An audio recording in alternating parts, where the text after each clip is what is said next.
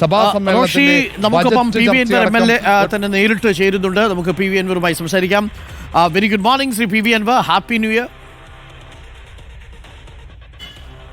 Good morning happy new year after a long time doctor.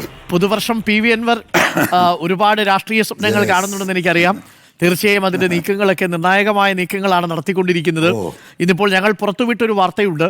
അങ്ങ് നടത്തുന്ന ജനകീയ യാത്ര ഇന്ന് മാനന്തവാടിയിൽ നിന്ന് തുടങ്ങി വഴിക്കടവിൽ അവസാനിക്കുന്ന യാത്രയിൽ UDF-ലെ എല്ലാ പ്രമുഖരായിട്ടുള്ള നേതാക്കളും അവൈലബിൾ ആയിട്ടുള്ള DCC പ്രസിഡന്റുമാരടക്കം ET മുഹമ്മദ് ബഷീർ അടക്കം പങ്കെടുക്കുന്നു എന്നുള്ളതാണ്. ആ ജനകീയ യാത്രയെ UDF-ലെ നേതാക്കൾ പങ്കെടുക്കുന്നതിനെയും എങ്ങനെയാണ് നമ്മൾ കാണേണ്ടത് ശ്രീ പി വി അൻവർ? അല്ല, അതിൽ അസ്വാഭാവികമായിട്ടൊന്നുമില്ല. കാരണം ഈ വിഷയം ഇതൊരു വലിയ ജനകീയ വിഷയം തന്നെയാണ്. കാരണം കേരളത്തിലെ 1,30,00,000 ജനങ്ങളെ 430 പഞ്ചായത്തിലുമായി ബന്ധപ്പെട്ട് കിടക്കുന്ന വനമേഖലയിൽ വലിയൊരു നിയമ ഭേദഗതി വരുത്താൻ വേണ്ടി ഈ സെഷനിൽ സർക്കാർ ആലോചിക്കുകയാണ്. അത് വളരെ ഗൗരവതരമാണ് എന്ന് പറയുമ്പോൾ അതിലൊരു പ്രധാനമായിട്ടുള്ള വിഷയം നമുക്കറിയാം. വന്യജീവി ആക്രമണം കൊണ്ട് നമ്മൾ പൊറുതിമുട്ടുന്ന സംസ്ഥാനമാണ്. ഇന്ത്യയിൽ വന്യജീവി ആക്രമണത്തിൽ ഏറ്റവും കൂടുതൽ മരണം സംഭവിക്കുന്ന, അപകടം സംഭവിക്കുന്ന, കൃഷിനാശം സംഭവിക്കുന്ന സ്റ്റേറ്റ് ഇന്ന് കേരളമായി മാറിയിരിക്കുകയാണ്.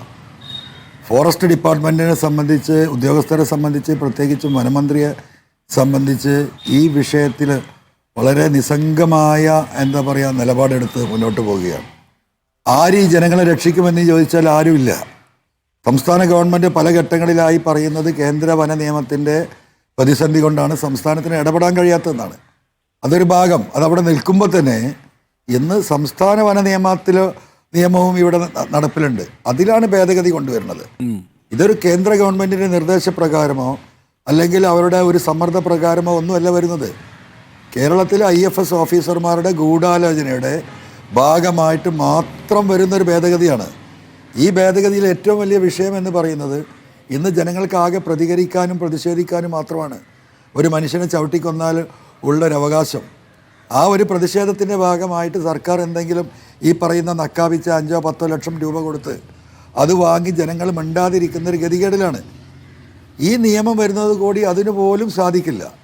കാരണം പോലീസിനുണ്ടായിരുന്ന അധികാരം ഒരു വ്യക്തിയെ അറസ്റ്റ് ചെയ്യാൻ സാധാരണഗതിയിൽ ഫോറസ്റ്റ് ഉദ്യോഗസ്ഥന്മാർക്കെതിരെ പ്രതിഷേധമുണ്ടാകുകയോ ജനങ്ങൾ പ്രതിഷേധിക്കുകയോ അവരുടെ ജോലി തടസ്സപ്പെടുത്തുകയൊക്കെ ചെയ്താൽ അവർക്ക് ആ പരാതി പോലീസിൽ നൽകി പോലീസ് വന്ന് വസ്തുതാപരമായ അന്വേഷണം നടത്തി ഫോറസ്റ്റ് കൊടുത്ത കേസിൽ അതിൽ വസ്തുതയുണ്ടെങ്കിൽ പോലീസ് കേസെടുക്കും.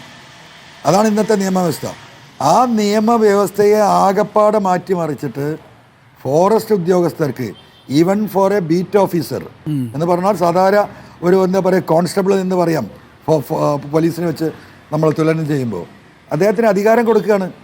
വാറണ്ട് വേണ്ട, സെൽഫ് വിറ്റ്നസിങ് ആണ്. ആ ഒരു ഭാഗം ഒന്ന് കൃത്യമായും നമ്മൾക്ക് ജനങ്ങളുടെ മുന്നിൽ കൊടുക്കേണ്ടതുണ്ട്. അപ്പോൾ അതിൽ അവർ പറയുന്നത്, ഇത് ഭേദഗതി ചെയ്യാൻ അവർ പറയുന്ന ഒരു കാരണമായിട്ട് ഇതിൽ പറയുന്നത് statement of objects of and reasons in remote forest area the protective staff has to face severe resistance including attack from the organized gangs. അവരുപയോഗിച്ച വാക്ക് നോക്കണം നിങ്ങൾ. ഗ്യാങ് എന്ന് പറഞ്ഞാൽ എന്താണ്? ഗുണ്ടാ സംഘങ്ങളാണ്.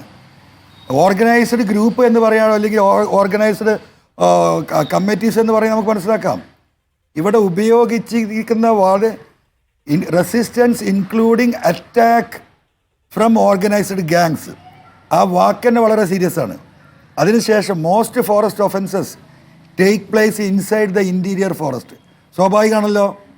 And waiting for orders from the magistrate or a superior officer to arrest and detain a person may lead to escape of the culprit.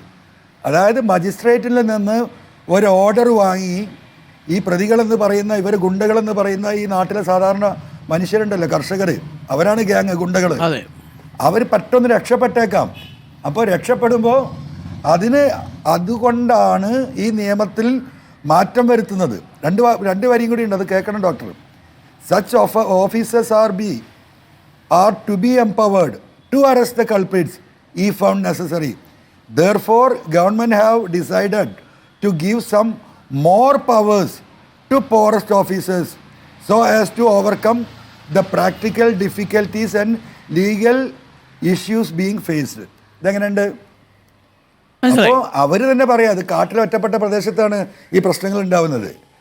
അപ്പൊ ജനത്തിനെ ഈ പറയുന്ന കർഷകർ എന്ന് പറയുന്ന ഗ്യാങ്ങാണ്, ഗുണ്ടാ സംഘമാണ്. ഗ്യാങ് എന്താണ്, ഗ്യാങ്ങിന്റെ മീനിങ് ആ ഡിക്ഷണറി എടുത്തൊന്ന് നോക്കിയാൽ ആർക്കും മനസ്സിലാവും.